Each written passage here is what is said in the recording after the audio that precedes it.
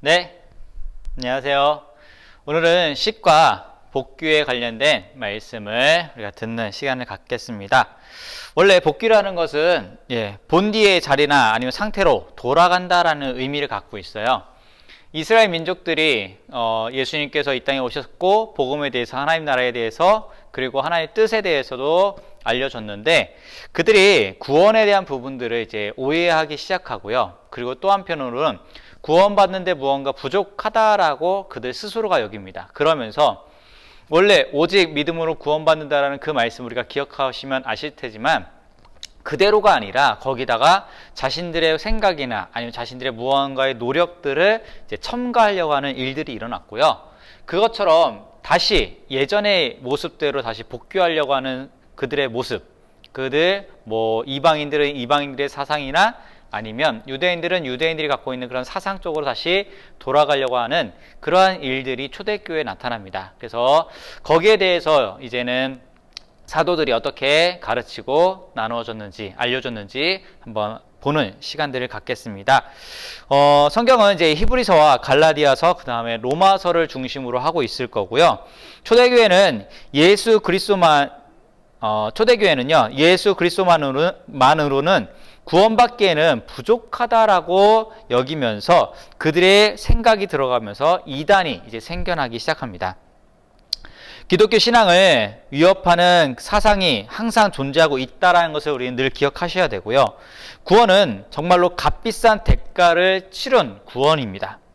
그런데 그들은 이 값비싼 구원을 값싼 구원으로 이제 바꾸려고 하는 그들의 사상과 노력들이 있었고요. 또 한편 기독교 안팎으로부터 신앙을 위협하는 세력들은 있었다라는 것을 오늘 보실 거고요. 이러한 역사적 사건의 배후에는요, 하나님의 위대한 그 구원의 계획들이 있었다라는 것을 우리는 꼭 잊지 말아야 됩니다. 아까 잠깐 얼핏 성경에 대한 부분들을 얘기했을 때 히브리서나 갈라디아서, 그 다음에 로마서를 중심으로 한다라고 되어 있었는데요. 이 히브리서, 갈라디아서, 로마서 수신자는 유대인 기독교를 향하고 있었고요.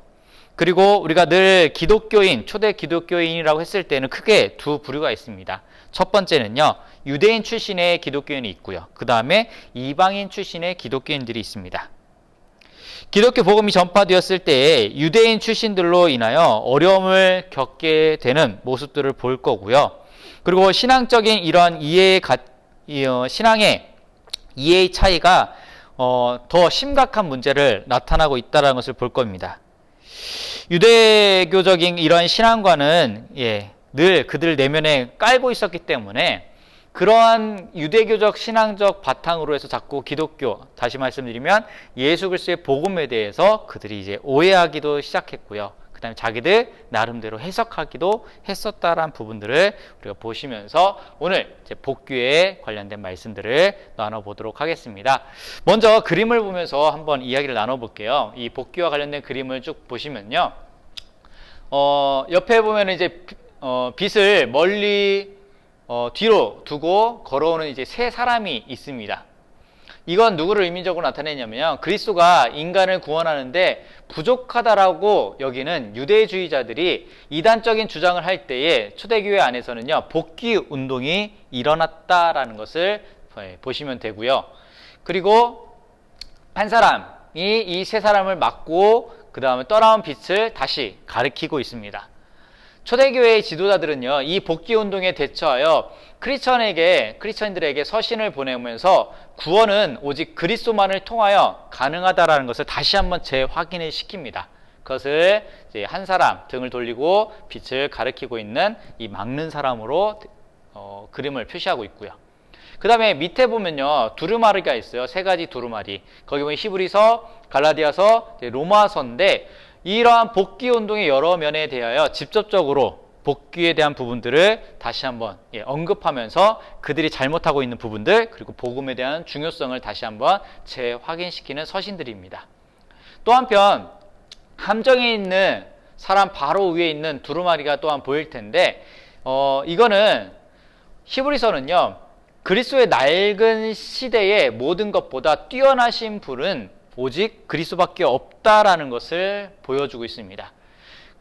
유대인들은 그동안의 전통들, 그리고 그동안에 해왔던 것들, 그 다음에 또한 율법들에 대한 부분들을 그들이 자부심을 갖고 있었는데, 이제는 그런 낡은 시대는 갔고요. 그리스도를 통해서 다시 그것보다 더 뛰어난 그리스도가 있다라는 것을 확인시켜 줍니다. 그 밑에 이제 함정에 빠져 있는 이 사람, 팔을 이제 하늘로 쳐들고 있는 사람인데요. 그리스도는 옛 족장들, 다시 말하면 그때 옛 족장이라고 얘기하면 아브라함, 이삭, 야곱, 이런 시대를 얘기합니다. 예언자들보다도 또한 뛰어나다라는 것을 나타내고 있어요. 그리고 옆에 보면 이제 녹색 옷을 걸치고 있는데, 그리스도의 이 제사장직은요, 레인의 제사장직보다도 뛰어나다라는 것을 바로 나타내고 있습니다. 또 한편 돌 위에 이제 서 있는데, 그리스도는요, 바로 성전보다도 위대한 분이다라는 것을 나타내고 있고요.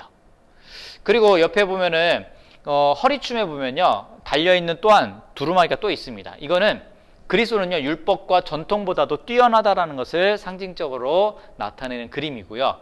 돌 옆에 이제 양이 있습니다. 그 양은요, 그리스도는 보다 나은 희생 제물임을 바로 보여주고 있습니다. 그래서 그 어느 희생 제물이 바로 예수 그리스도를 대신할 수 없다라는 것을 나타내고 있고요. 또 한편 죽은 나무 가지 그 위로 보면요, 갈라디아서가 있습니다. 그 두루마기가요. 이 갈라디아서는 율법과 의식이 구원을 가져다 주지 못하고 죽음에 이르게 할 뿐이라는 것을 갈라디아서는 이야기를 하고 있고요. 또 한편 마지막에 로마서입니다. 로마서는 믿는 자들이 믿음으로 의롭다함을 얻는다라는 것을 말해주고 있습니다. 그래서 이런 서신들이 이와 같은 말씀들을 나타내고 있고요. 밑에 보면은 이제 두루마리를 들고 있는 한 사람이 또 있는데, 율법과 전통은 인간을 구원할 수 없고요, 구원하려고도 하지 않는다라는 것을 상징적으로 나타내는 그림입니다. 그러면서 이제 이 사람 옆에 보면 이제 보릿단이 놓여져 있는데, 선행은 인간을 하나님 앞에서 의롭게 하지 못합니다. 그러니까 우리가 착각하는 것 중에 하나가 착하다, 선하다, 도덕적으로 의롭다, 이런 부분들이 있는데, 하나님 앞에서 이 모든 건요, 의롭게 하지 못한다라는 부분들이에요. 그래서 우리가 잊지 말아야 될 것 중에 하나가 로마서 1장 16절부터 17절 말씀에 이런 말씀이 있습니다. 내가 복음을 부끄러워하지 아니하노니 이 복음은 모든 믿는 자들에게 구원을 주시는 하나님의 능력이 됨이라. 첫째는 유대인에게요, 또한 헬라인에게로다. 복음에는 하나님의 의가 나타나서 믿음으로 믿음에 이르게 하나니 기록된 바 오직 의인은 믿음으로 말미암아 살리라 함과 같으리라라는 이 말씀을 이제 중심으로 해서 함께 말씀을 나눠보도록 하겠습니다. 이제 교재를 한번 볼게요. 교재 이제 71페이지 이제 복귀와 관련된 말씀들을 보겠습니다. 교재 안에 제일 위에 보면요, 초대교회 진영에 배회하던 가장 치명적인 적이 하나가 있습니다. 그것은 어떤 거냐면 그리스도만으로는 인간의 구원을 가져올 수 없다라는 이 이단적 개념이 초대교회는 강했습니다. 우리가 잘 알다시피 우리는 구원을 받는다, 오직 예수 그리스도를 통해서 구원받는다라고 합니다. 하지만 초대교회는 이 말씀 위에 무언가 좀 부족하다라고 생각했던 이단적 사상들이 있었습니다. 그래서 이와 같은 개념이 교회 안팎에서 이제 나오기 시작했고요. 우리가 잊지 말아야 될 것 중에 하나가 거기 기역, 니은, 디귿으로 되어 있는데 보면요, 구원은요, 하나님의 순수한 은사다라는 것을 늘 기억해야 됩니다. 그리고 이 구원은 하나님이 인간을 위하여 행동하심으로써 얻는다라는 거예요. 그러니까 결국 구원에 대한 부분들, 우리의 노력이 없다라는 부분들이에요. 오직 그분의 행동하심으로 바로 우리가 구원받을 수 있다라는 것을 의미적으로 나타내고요. 또한 이러한 구원은요, 하나님이 전혀 인간의 도움이나 협조 없이 성취하였다라는 것을 늘 기억하셔야 됩니다. 그래서 다시 한번 이 구원에 대한 부분들을 잊지 말아야 될 것 중에 하나는요, 구원은요, 첫 번째는 바로 순수한 은사다라는 거예요.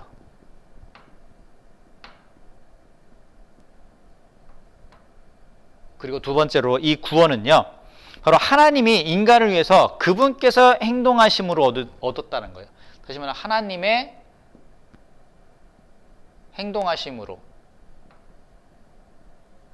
얻은 게 바로 구원입니다. 마지막 세 번째 구원은요,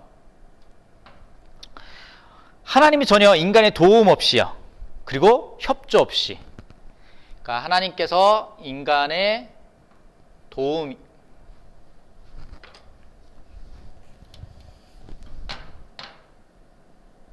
도움이나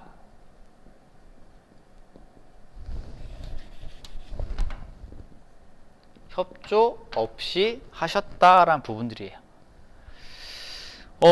이걸 꼭 기억을 하셔야 돼요. 구원받는 것은요, 전혀 우리의 무언가가 하나도 가미되지 않았다라는 것을 보여주고 있습니다. 이와 같은 게 원래 순수 구원에 대한 부분들인데, 이 말씀들이 가르쳐지고 초대교회에 전파되는데 이제 장애가 이제 생깁니다. 그 첫 번째 장애가 뭐냐면요, 당시 철학에 대한 부분들이에요. 우리가 그전에도 신약 성경을 처음 할 때에 배웠던 것 중에 하나가, 당시 헬라라는 문화 때문에 이 당시 이 바탕에 헬라적인 사고방식들, 다시 말씀드리면 철학적 사고방식들이 많이 있었다라고 우리가 그때 배웠고요. 그리고 거기에 뭐 언어라는 부분들도 있었고, 그 다음에 로마 때문에 영향받았던 부분들도 있었잖아요.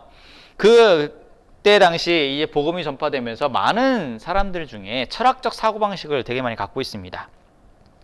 다시 여기 말씀드리면 첫 번째 장애는요, 철학에는 이제 인간의 문제를 인간 스스로 풀 수 있다라고 여겼었어요. 그래서 여기에 대한 문제들이 나타나요. 이제 이게 원래 우리가 갖고 있는 구원에 대한 부분들인데 문제가 생깁니다. 그 첫 번째 문제가 철학적 사고방식으로 인해서 문제가 생겼어요.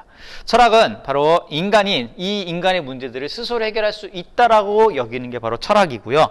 그리고 당시 철학 사상은 이성을 최고의 힘으로 생각했고요. 이성으로 모든 문제를 해결할 수 있다라고 가르쳤습니다.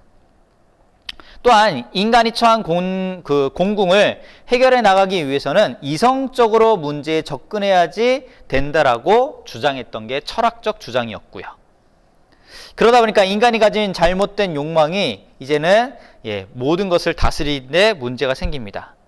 이러한 철학적 사고방식으로 인해서 인간 스스로 문제를 해결할 수 있다라고 하다 보니까 더 나아가서 어떤 문제들이 나타나냐면, 사람들이 이제 금욕주의가 생기게 돼요. 자신들의 노력으로, 자신들의 어떻게 보면 절제된 행동으로 자신들의 문제를 해결할 수 있다라는 이와 같은 금욕주의가 생깁니다. 우리는 잘 알다시피 인생의 주인은 하나님이십니다. 근데 철학에서는요, 그런 부분들이 없어요. 자신들 스스로가 다 할 수 있다라고, 자신들 스스로가 마치 주인과 같다라고 여기는 게 철학적 사고방식이고요. 자, 이제 철학에 대한 교재에 나온 내용들을 한번 볼게요. 당시 철학적인 전제, 유대교나 기독교 전통 밖에 있는 하나님의 세계의 많은 사람들은요, 그리스도께서 세상에 오시기 오래전부터 인간의 생산 문제에 대한 상당히 신중하게 생각해 왔습니다. 이 사람들은요, 자신들이 본 대로의 인간의 공경에 대한 진지한 관심에서 인간으로 하여금 살벌한 세상에서 살아갈 수 있도록 방향을 제시해 주었습니다. 그러면서 몇몇 철학 학파들이 이제 나타나기 시작해요. 이때 당시. 거기에 뭐 운둔주의자들, 영지주의자들, 스토아 철인들, 그리고 플라톤주의자들이 있고요. 금욕주의, 또한 신비적인 지식의 추구자들이 생겼고요. 자기 제어, 자기 훈련, 그리고 이성 절대주의의 신봉자들이 이제 나타납니다. 그러면서 인간을 수렁에서 이끌어낼 수 있는 길이라고 이걸 여겼어요. 철학을 통해서 인간을 수렁에서 끌어낼 수 있는 길이다라고 그들은 생각을 했었습니다. 개인의 중요성을 더욱더 또한 강조를 했고요.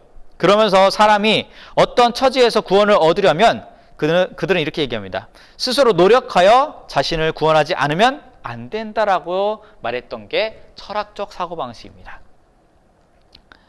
자, 그러면서 이들에게 있어서 이제 복음이 퍼졌을 때 그것을 받아들이겠냐라는 부분들이에요. 우리의 노력은 아무것도 없어요. 그런데 하나님께서 모든 것을 행하셨고요. 순수 은사대로 그분의 행동하심으로 우리의 그 어떤 것도 가미되지 않고 하나님께서 모든 걸 하시면서 우리에게 구원을 주셨습니다.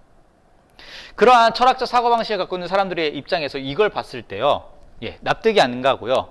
자신들이 한 부분들이 하나도 없다라고 생각을 해요. 그러다 보니까 나중에 더 나아가면 어떻게 되냐? 자신들의 노력이 필요하다라고 말하는 게 철학적 사고방식들입니다. 그리스도 당시에 사람들은요, 어떤 진공 상태에서 살지 않았으며 이러한 사상의 영향을 가장 강하게 받고 있었습니다. 그래서 그들은요, 예수님과 사도들의 메시지, 다시 말씀드리면 곧 구원의 과정에서 주동 역할을 하는 것은 인간이 아니고 하나님이라는 이 메시지를 접했을 때에 받아들이기가 쉬웠냐라는 거예요. 받아들이기가 당시 철학적 사고방식으로 인해서 쉽지가 않았습니다. 그래서 어려운 점이 있었다는 부분들이고요. 72페이지 위에서 두 번째 단락을 볼게요.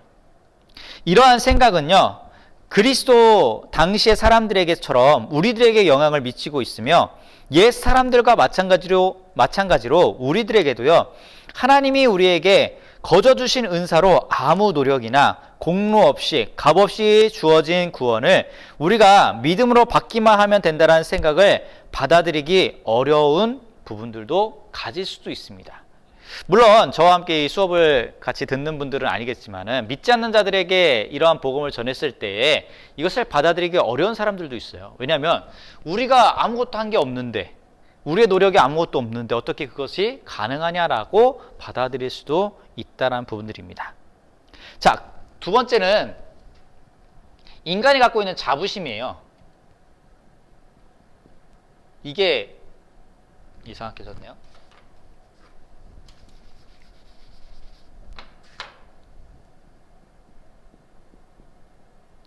인간이 갖고 있는 이 자부심이 바로 장애가 됩니다. 노력의 대가를 얻는 것이 정당하다라고 생각을 했고요. 불로소득은 부끄러운 거라고 여겼던 게 당시 사람들의 자부심이었었어요. 인간의 자존심을 상하게 하는 것은 부끄럽다라고 여깁니다. 공짜로 인간의 문제를 해결하는 것은 근본적으로 인간성에 위배된다라고 여겼던 게 당시 사고방식이었고요. 이로 인해서 나타나는 게 이제 인본주의가 생겼었어요.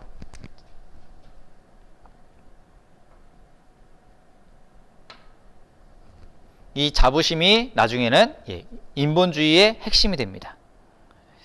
인간의 가능성을 바로 믿고 있었고요. 인간이 얼마든지 새로운 세계를 개척하고 창조할 수 있는 존재라고 여깁니다.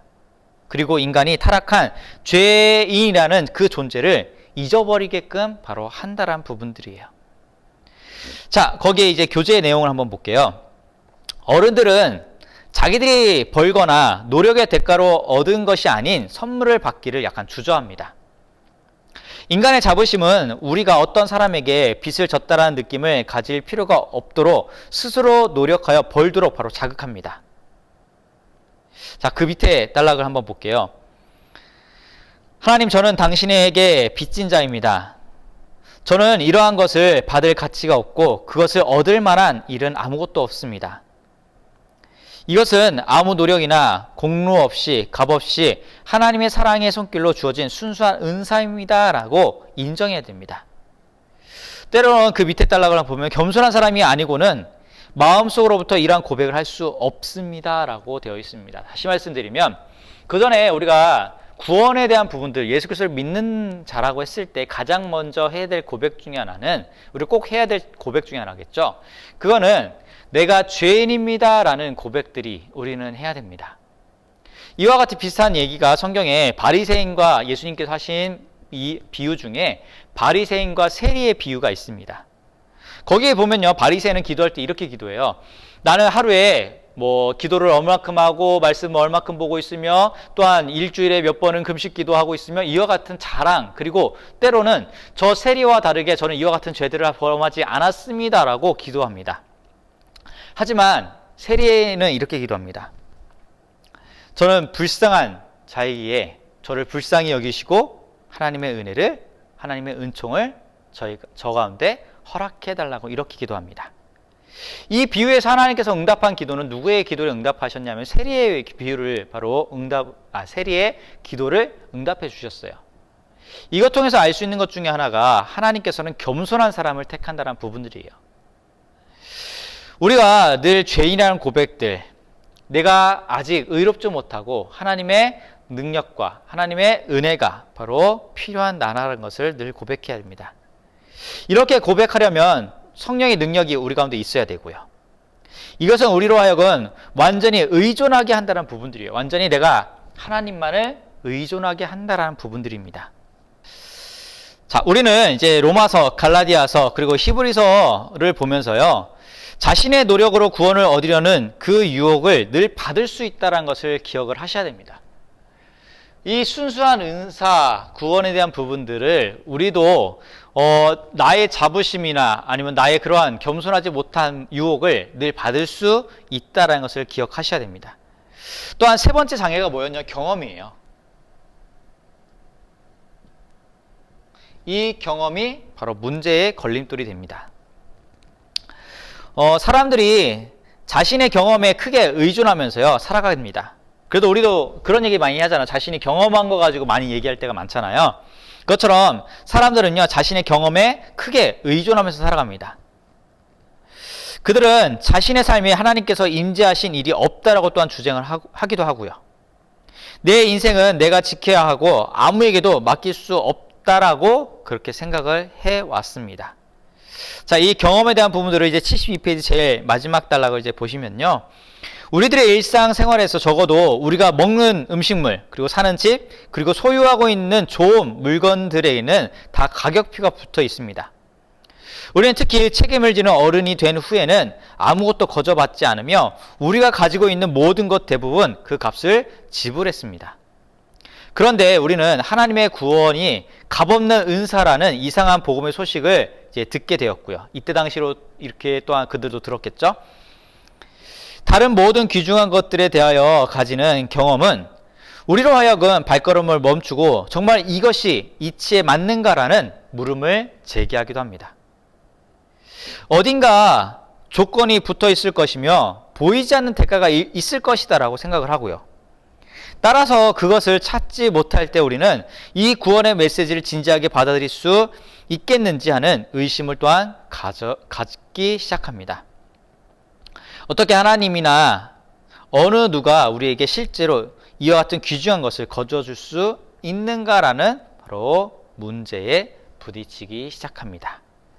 이처럼 하나님께서 그냥 손수 모든 것을 행하셨는데 그것을 받는 입장에서 철학적 사고방식이나 자신의 자부심, 그리고 여태까지의 모든 경험을 바탕해서 그것을 받아들이는데 조금 의심하거나 쉽게 그것을 못 받아들이는, 때로는 그럴 수 인해서 또 다른 생각들을 가지게 되어 버립니다. 하지만 이 모든 것은요, 하나님의 대장에 다 기입이 되어 있습니다. 거기 추가적으로 말씀드릴게요. 우리의 구원에는 값비싼 지불이 이미 치러졌습니다. 아까 봤을 때 뭐 경험에서, 그래서 정말 우리 경험에서는 모든 대가들이 필요한데 정말로 거기에 아무런 대가가 없을까? 이미 값비싼 구원에는 값비싼 바로 지불이 있었습니다. 이 세상에 있는 모든 것으로도요, 그 값을 지불할 수 없어요. 다시 말씀드리면 하나님께서 우리를 구원하시기 위해서 값비싼 것을 치르셨는데 세상의 모든 것을 다 가져다가도 그것을 대신 지불할 수 있는 것은 아무것도 없습니다. 사람들이 하나님께서 베푸신 구원의 축복을 헐값으로 치부할 때가 너무나도 많고요.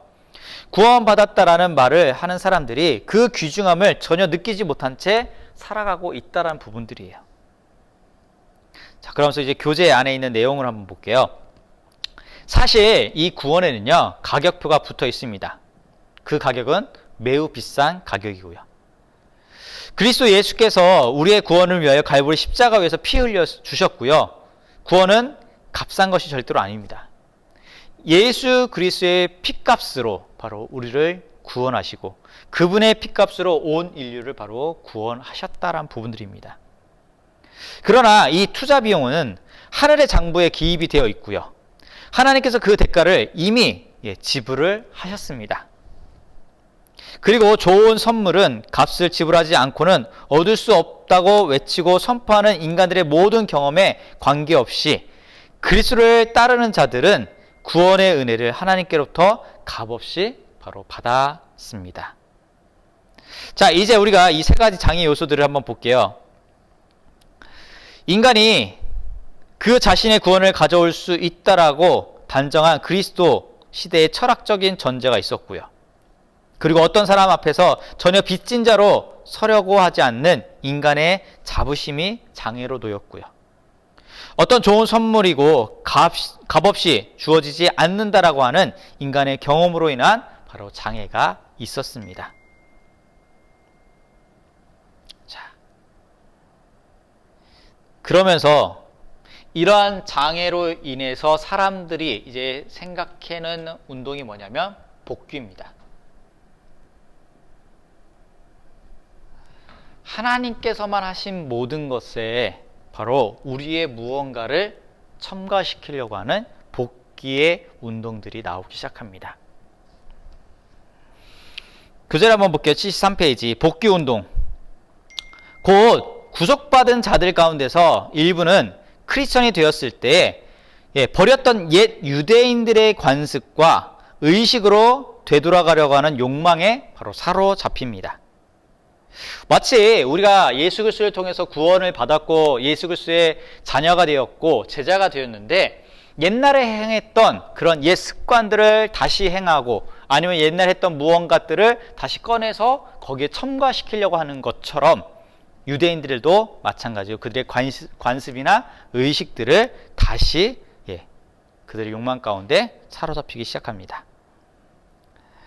그리스도의 구원의 능력에 대하여 완전히 신뢰를 가지기 시작하면서도 어떤 사람들은 곧바로 그러한 진리를 의심도 하기 시작합니다.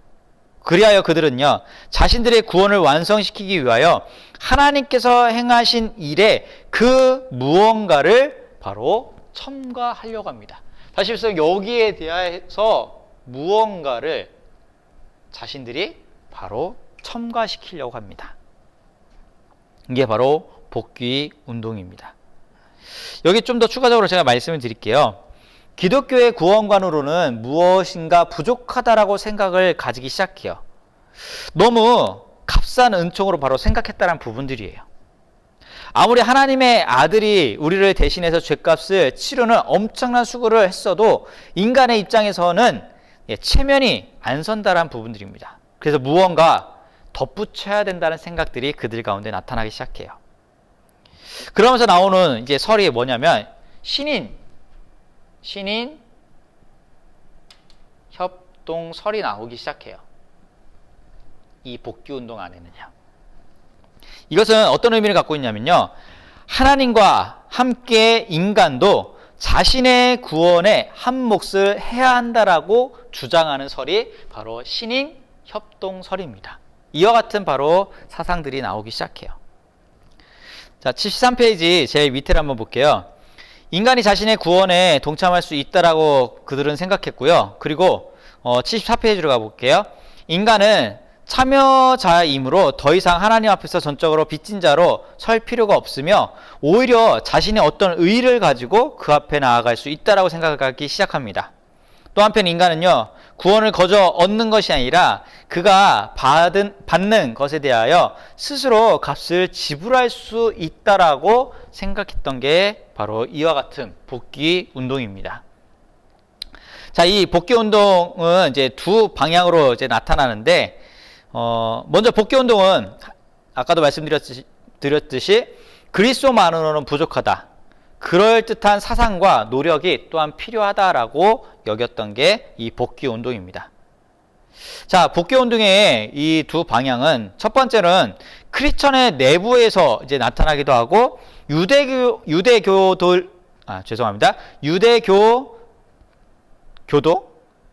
유대교도들로부터 바로 나오기 시작합니다. 자, 이게 두 가지로 나오기 시작하는데 첫 번째 크리스천으로부터 내부로 왔다라는 여기를 보게 되면요. 제가 먼저 이거는 혼합주의입니다. 예수 그리스도의 업적에다가 기존의 도덕과 윤리 그리고 인간의 이성적 사상들을 총체적으로 다 합해서 인간 구원에 바로 합류하자라고 여겼던 게 이 혼합주의처럼 나타나요. 이게 바로 나중에 어떻게 이게 변화되냐면 이게 이제 종교다원주의로 이제 바뀌기 시작합니다. 기독교만 가지고는 구원받을 수 없고요. 모든 종교의 좋은 점들을 다 종합할 때에 더 좋은 결과를 기대할 수 있다라고 여기면서 종교 간의 특징이 사라지고 적절하게 섞어서 더 완전한 구원 체계를 세울 수 있다라는 사상으로도 이제 변화됩니다. 유대교로부터 온 이 방향은 아까도 말씀드렸던 이 신인협동설이에요. 유대교로부터 온 거는요. 유대교의 영향을 받았고 하나님의 구원 활동에 인간들이 참여할 수 있다라는 바로 사상입니다. 뭐 할례나 율법이나 여러 가지 제도나 아니면 신앙 역사를 통해서 하나님은 구원 활동에 직접적으로 바로 관여하신다라는 생각을 바로 그들은 하기 시작합니다. 이와 같이 이제 나타났어요. 크리스천 내부 안에서 문제가 나타나면서 이거는 혼합주의로 커졌고요. 유대교 영향으로는 바로 신인협동설이라면서 뭐 그들이 갖고 있었던 율법 그리고 뭐 전례, 할례 뭐 이런 부분들로 바로 나타나기 시작합니다. 그러면서 이런 문제들을 갈라디아서, 히브리서, 로마서에서 이제는 다루면서 이러한 복귀 운동 그리고 혼합주의 이 모든 게 잘못되었다라는 부분들을 이제 지적을 하기 시작합니다. 갈라디아서 아니죠? 저기였죠? 로마서였죠? 갈라디아서 1장 6절부터 9절에 나오는 그 말씀에 보면요. 여기에 이렇게 되어 있어요. 제가 다 읽진 않을게요. 다른 복음을 따르는 것을 내가 이상하게 여기노라. 다른 복음은 없나니 다만 어떤 사람들이 너희를 교란하여 그리스도의 복음을 변하게 하려 함이다라는 말씀들이 있고요. 밑에 로마서를 볼게요. 로마서는 형제들아 내가 너희를 권하노니 너희가 배운 교훈을 거슬러 분쟁을 일으키거나 거치게 하는 자들을 살피고 그들에게서 떠나라 라고 되어 있습니다. 지금 여기에서 보면은 이와 같은 다른 복음 다시 가르쳐준 대로 원래의 대로 생각하지 않고 무언가 하려고 했던 그런 부분들로부터 바로 떠나라라고 말씀을 하고 있습니다. 75페이지를 보게 되면요. 구원은 그리스도만을 통해서 주어진다는 사실을 우리는 분명히 믿어야 되고 변치 말아야 됩니다. 이것은 하나님으로부터의 순수한 바로 은사이며 이것은 하나님이 인간을 위하여 행하신 일에 의하여 인간에게 주어진 것입니다. 그리고 이것은 인간으로부터 아무 도움이나 협조 없이 하나님께서 이루신 것입니다. 이것은 바로 신앙으로 오직 신앙만으로 소유할 수 있습니다. 이게 바로 우리가 믿는 복음입니다. 그 첫 번째 이제 히브리서를 볼게요. 히브리서는 진리를 가진 것은 기독교인가 유대교인가, 권위가 있는 것은 옛 전통인가 아니면 예수님인가, 그리고 바른 사람은 가야바인가 그리스도인가 같은 이 질문에 대한 해답들이 바로 여기 놓입니다. 히브리서는 이러한 불문의 문제들을 중심으로 하여 쓰여졌는데 밑에 줄로 내려갈게요. 주 예수의 음성을 마땅히 들어야 할 유일한 음성으로 만들려는 계획을 가지고 이 서신의 저자는요 바로 그리스도를 가장 뚜렷하고 또 옛날에 있던 모든 것들보다도 뛰어난 분임을 바로 나타내고 있습니다. 히브리서는요. 그래서 거기 보면은 히브리서를 통해서 이와 같이 나타내요. 옛 족장들과 예언자들보다도 뛰어나신 분이 누구냐? 바로 예수 그리스도다. 그분은 참된 대제사장이며 그의 제사장직은 레인의 제사장직을 바로 능가한다라고 나타내고 있고요. 또 한편 성전보다도 위대하신 분이 누구냐? 바로 예수 그리스도다. 율법과 전통보다도 뛰어나신 분은 그리스도고 그리고 보다 나은 희생 제물은 누구냐? 바로 예수 그리스도다라는 것을 나타내고 있습니다. 그러므로 그리스도는요 모든 옛것을 폐기시키며 그리고 새 계약과 흔들리지 않는 새 왕국을 주셨다라는 부분들이에요. 자, 이 히브리서 저자를 근거로 해서 구속받은 자들로 하여금 기독교의 초기에 그들이 보여준 아름다운 신앙을 굳게 간직하라라고 권고하고 있습니다. 두 번째 갈라디아서를 볼게요. 갈라디아서는요 약간 묵뚝뚝하여 말투가 그리고 언어가 강하고요 뜻이 분명하게 나타납니다. 자, 어리석은 자와 홀린 자라고 말함으로써 그들이 인간의 구원에 아무 도움도 줄 수 없고요 또 주지도 않을 율법의 의로 퇴보하는 것을 바로 비난하기 시작합니다. 그 밑에 줄을 보게 되면 여러 번 헌 것과 새 것을 혼합하는 문제를 당면하게 되는데 이러한 문제에 대해서 바로 강하게 지적합니다. 로마서는 내부와 외부로부터의 위협이 많은 사람들을 미혹했기 때문에 바울은 로마서에서 기독교에 대한 반론을 논박합니다. 참 빛을 따르는 자들에게 주어지는 높은 희망을 또한 전해주는데, 이 로마서는 로마에 있는 크리스천들에게 보냅니다. 그렇지만 그 내용을 잘 보게 되면요, 유대교적인 신도들과 같이 이 편지를 읽고 듣게 할 목적으로 쓰여져 있다는 것을 볼 수 있게 됩니다. 거기 보면은 로마서에 대한 그 개요들이 쭉 나오는데, 그 중에 몇 가지만 볼게요. 첫 번째 줄, 두 번째 줄을 보게 되면은 이방인들은 하나님 앞에서 죄인이고 유대인 역시 그 죄 아래 있다라는 것을 먼저 언급을 합니다. 그러면서 율법의 의는 그 죄를 제거하지 못하고요, 할례도 역시 그것을 제거하지 못하고, 또한 세 번째로는 특권 역시 그렇게 하지 못한다라는 것을 나타내고 있습니다. 그 밑에 줄을 보게 되면은 유대인은 이방인들보다 결코 나은 게 없고요, 모든 사람을 구원할 의가 바로 우리 가운데 있다라는 것을 다시 한번 언급합니다.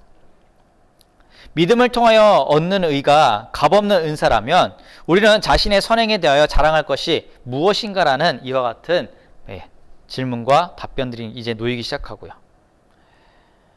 그 밑에 줄로 쭉 내려가면 이제 아브라함에게 주어진 그 굵은 글씨요, 아브라함에게 주신 약속과 신앙에 배치되는 것으로 들릴지 모르나 그렇지가 않다라는 것을 지적을 해요. 자, 그 밑에 이제 밑에 줄로 쭉 내려가 볼게요. 어느 때에 아브라함이 의롭다함을 인정받았는가? 그가 할례를 받기 전인가? 아니면 이후인가? 그리고 할례의 목적은 무엇인가라는 이러한 부분들을 바로 로마서에서는 언급하고 있습니다. 자, 그러면서 결론은 아브라함이 믿음으로 의롭게 된 것처럼 우리도 역시요, 믿음으로 의로움을 얻을 수 있다라는 겁니다. 행동이나 그가 무언가를 해서가 의롭다함을 얻은 것이 아니라 바로 믿음으로 의롭다함을 얻었다라는 부분들을 나타내고요. 76페이지 밑에서 두 번째 줄을 보게 되면은 그의 선하심이 더 잘 보이도록 했다라는 부분들. 다시 말씀드리면 하나님의 선하심이 죄인을 용서하려는 그 뜻으로 나타냈다면 왜 죄를 우리는 지금도 범하고 있는가? 라는 부분들을 얘기했을 때 그의 선하심이 더 잘 보이도록 하지 않는가라는 부분들입니다. 결코 그렇지 않습니다라는 것을 언급합니다. 자, 그러면서 이제 다음 페이지로 넘어가 볼게요. 우리는 은혜의 아래에 있지 율법 아래에 있지 않다라는 것을 성경은 나타내요. 그렇다면 왜 우리는 마음껏 죄를 지을 수 없는가라는 질문이 로마서에 나와요. 만약 인간이 참으로 은혜 아래에 있다면 그는 죄의 노예가 되기를 원치 않고 순종하기를 원할 것이다라는 것이 바로 답변입니다. 그러면서 율법의 목적이 무엇인지를 다시 한번 언급을 해요. 그리스도 안에 있는 자들에게는 정죄가 없다라는 것을 바로 나타내면서 그가 죄와 죽음의 율법에서 우리를 해방시켜 주셨기 때문이다라고 바로 말씀하고 있습니다. 자, 이 모든 결론을 이제 보게 되면은 이겁니다. 구원은 오직 예수 그리스도만으로 바로 충분하다라는 거예요. 무언가를 여기에다 하나님께서 행하신 거에다 첨가하지 말고 오직 우리의 구원은요, 예수